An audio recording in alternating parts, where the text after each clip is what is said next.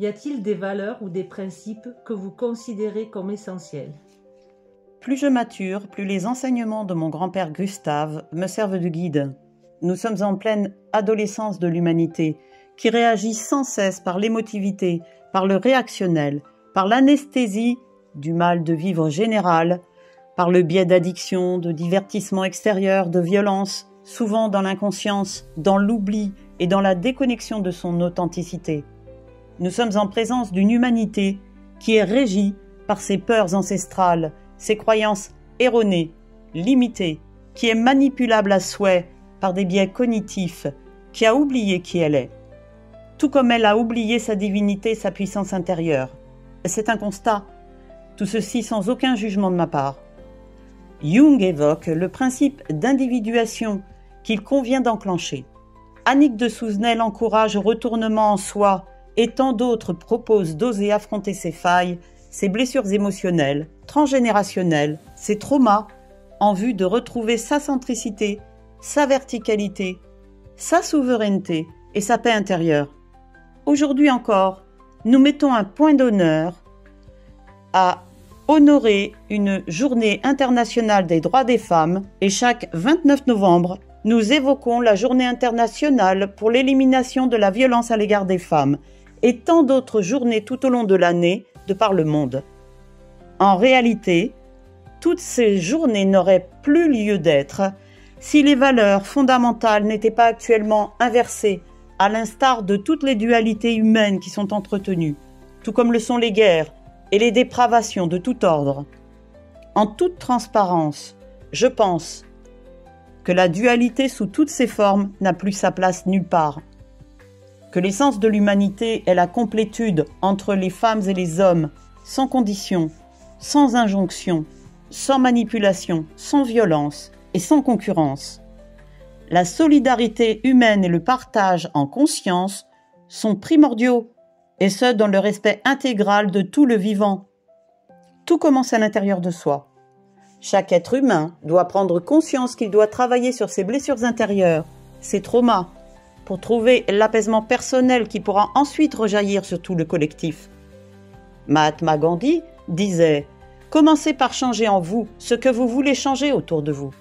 Fondamentalement, l'humanité est en capacité de faire ce retournement intégral quand chacun prendra conscience que toutes les réponses sont à l'intérieur d'eux-mêmes.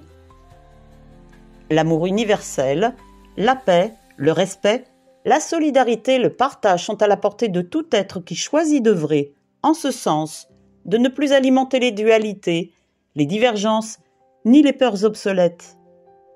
Positive, j'ose croire que c'est déjà en chemin vers une humanité consciente et bienveillante, qui sont des valeurs intrinsèques de l'homme avec un grand H et a fortiori de la femme avec un grand F.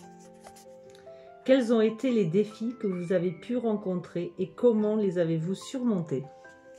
Comme évoqué par ailleurs, je suis polyhandicapée invisible depuis mes 2 ans et je dois composer au quotidien avec des tas de pathologies, tout aussi invisibles, qui risquent de me faire perdre instantanément mon autonomie, voire m'handicaper encore plus lourdement. J'ai surmonté par ailleurs des graves maladies, des accidents, des lourdes médications qui ont impacté l'ensemble.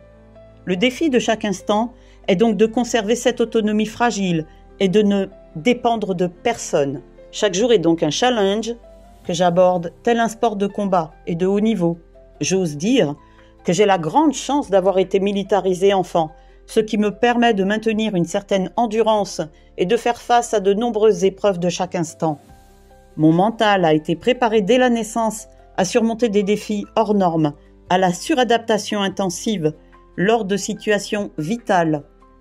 Longtemps, une ennemie intérieure, cette suradaptation est désormais une grande force, une véritable alliée. Ayant été famille d'accueil bénévole handi-chien de nombreuses années, je n'exclus pas la possibilité d'éduquer un autre binôme canin, tel que Monsieur Détroit, mais davantage dédié au polyhandicap, à l'assistance et a fortiori à la conservation de l'autonomie. Avez-vous des passions ou des hobbies?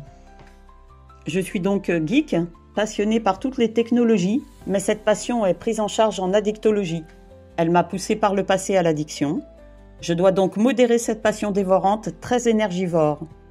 tout comme elle m'a permis de mettre en place mon 3e réseau d'intervention et d'assistance bénévole pour permettre aux victimes de me contacter par tous les moyens, à toute heure. J'ai pour hobby la photographie, que je considère comme une thérapie merveilleuse, que j'ai la joie de réaliser pour le plaisir, dans un cadre idyllique tel que marseillan. J'adore faire des portraits et capturer les émotions fugaces. Vous l'aurez sûrement compris, m'étant spécialisée depuis une 20aine d'années dans le berger belge malinois d'intervention, j'ai une passion dévorante pour la cynothérapie, la médiation animale et l'éducation canine, de travail, de sécurité, d'attaque, d'assistance et de handicap.